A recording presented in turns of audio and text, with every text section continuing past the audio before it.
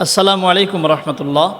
প্রিয় দর্শক, আজকে আমরা আলোচনা শুনব রোজা ভঙ্গের 7টি কারণ প্রসঙ্গে। প্রিয় দর্শক, রোজা ভঙ্গের 7টি কারণ রয়েছে।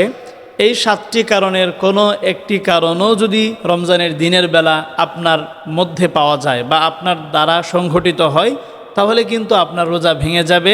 নেক্সট টাইমে কাজা কাফারা অথবা শুধু কাজা করতে হবে।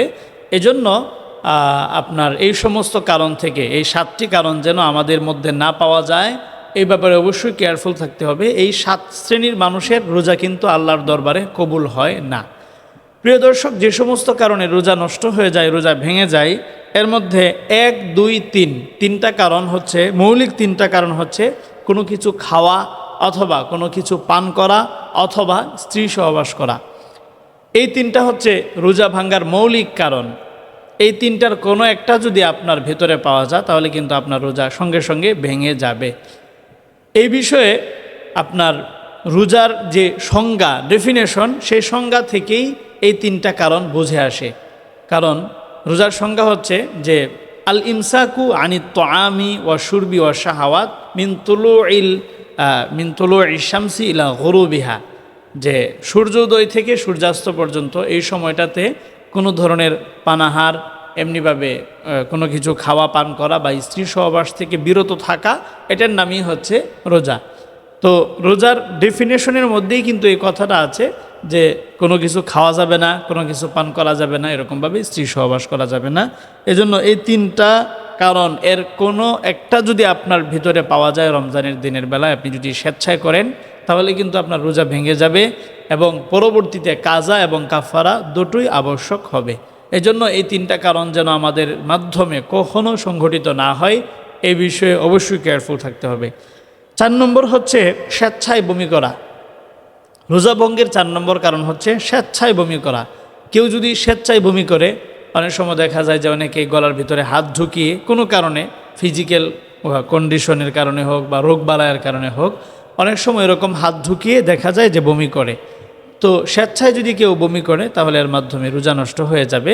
কিন্তু বমিটা যদি অনিচ্ছাকৃতভাবে হয়, তাহলে এতে রোজার কোনো ধরনের ক্ষতি হবে না।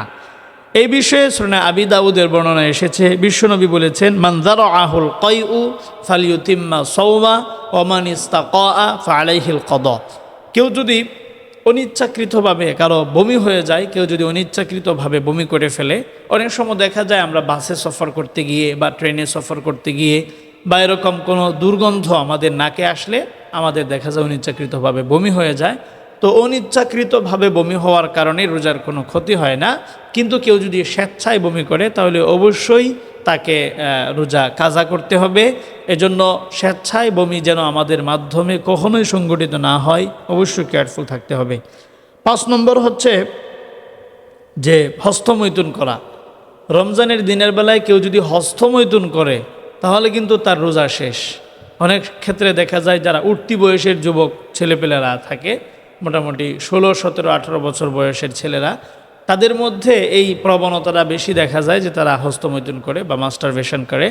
তো এই মাস্টারবেশন, যেটাকে বাংলায় আমরা হস্তমৈথুন বলি, আরবিতে বলা হয় আল ইস্তিনমা।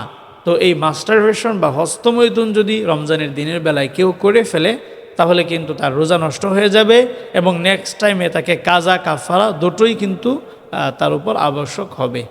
এই বিষয়ে সহিহ বুখারীর বর্ণনায় এসেছে, বিশ্বনবী বলেছেন, আল্লাহ রাব্বুল আলামিন রোজাদারকে কেন রোজার প্রতিদান দিবেন, সেটা হচ্ছে যে ফাইন্নাহু ইয়াদাউ তাআমাহু ওয়া শারাবাহু ওয়া শাহওয়াতাহু মিন আজলিহি। আল্লাহ রাব্বুল আলামিনের সন্তুষ্টির জন্য সে তার খাবার, সে তার পানীয়, এরকমভাবে সে তার যে যৌন চাহিদা বা তার যে মানে মানসিক আকর্ষণ বা এরকম যৌন চাহিদা, সেটাকে সে দমিয়ে রাখে। এই জন্য আল্লাহ রাব্বুল আলামিন তাকে প্রতিদান দিবেন। তো কেউ যদি হস্তমৈথুন করে বা মাস্টারবেশন করে, তাহলে তো সে তার যে বিশেষ চাহিদা, সেটা কিন্তু সে ফিল আপ করছে বা পূরণ করে ফেলছে। এই জন্য সে রোজার প্রতিদানও পাবে না, অর্থাৎ তার রোজা আর টিকবে না, রোজা নষ্ট হয়ে যাবে। এজন্য রমজানের দিনের বেলায় হস্তমৈথুন, এটা যেন আমাদের কারো ধারাই সংগঠিত না হয়, অবশ্যই কেয়ারফুল থাকতে হবে। এরপরে 6 নম্বর কারণ হচ্ছে নাকে ড্রপ ব্যবহার করা। আপনি যদি নাকে দিনের বেলা নাকে যদি আপনি ড্রপ ব্যবহার করেন, এতে কিন্তু আপনার রোজা নষ্ট হয়ে যাবে। কানে অথবা চোখে ড্রপ ব্যবহার করলে রোজার কোনো ক্ষতি হবে না, কিন্তু ড্রপটা যদি নোজ ড্রপ হয়, নাকের ভিতরে যদি আপনি ড্রপ ব্যবহার করেন, তাহলে আপনার রোজা নষ্ট হয়ে যাবে, রোজা শেষ হয়ে যাবে। কেন? এর কারণ হচ্ছে যে আমাদের নাকের সাথে ডিরেক্টলি আমাদের স্টোমাক বা পাকস্থলীর একটা ডিরেক্ট কানেকশন আছে, কিন্তু চোখ অথবা কানের সাথে আমাদের স্টোমাকের ডিরেক্ট কোনো কানেকশন নেই। এজন্য চোখে অথবা কানে যদি আপনি ড্রপ ব্যবহার করেন, এতে রোজার কোনো ক্ষতি হবে না, কিন্তু নাকে ড্রপ ব্যবহার করলে রোজা নষ্ট হয়ে যাবে। এরপরে সর্বশেষ 7 নম্বর কারণ হচ্ছে রোজা ভাঙ্গার ধূমপান করা। অনেকে আছে রমজানের দিনের বেলা রোজাও রাখে, আবার ধূমপানও করে আড়ালে আড়ালে গিয়ে। না, এই কাজটা করা যাবে না। ধূমপান কেউ যদি করে রমজানের দিনের বেলায়, তাহলে কিন্তু তার রোজা নষ্ট হয়ে যাবে। এর কারণ হচ্ছে একজন মানুষ যখন ধূমপান করে, তখন ধোঁয়াটা তার গলার ভিতর পর্যন্ত, একেবারে পেট পর্যন্ত পৌঁছে যায়।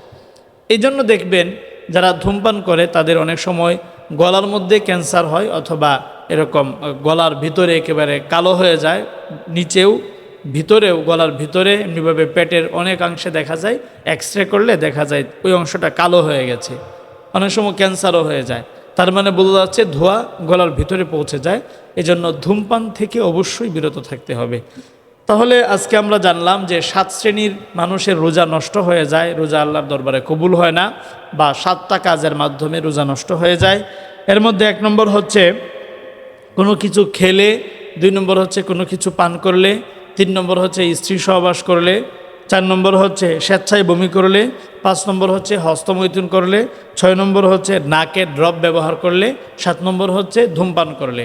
এই 7টা কারণ থেকে, বা রোজা ভঙ্গের এই মৌলিক 7টা কারণ থেকে অবশ্যই আমরা সবসময় বেঁচে থাকার চেষ্টা করব।